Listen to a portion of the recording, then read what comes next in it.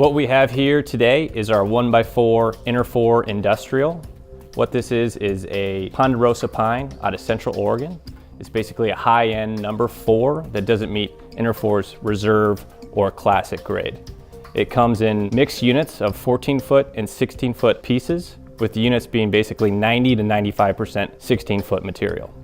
So what you'll find with this is basically a little bit of blue stain, some larger knots, a little bit of bark and wane, but overall a really solid piece of wood, good nailable surface, very smooth 4 sides. Overall just kind of a really high quality piece of wood. All the boards are HT stamped, so this is great for crating, and everything is going to be micro eased edge. There's a small micro eased edge here, which is really nice for handling and is easy to work with.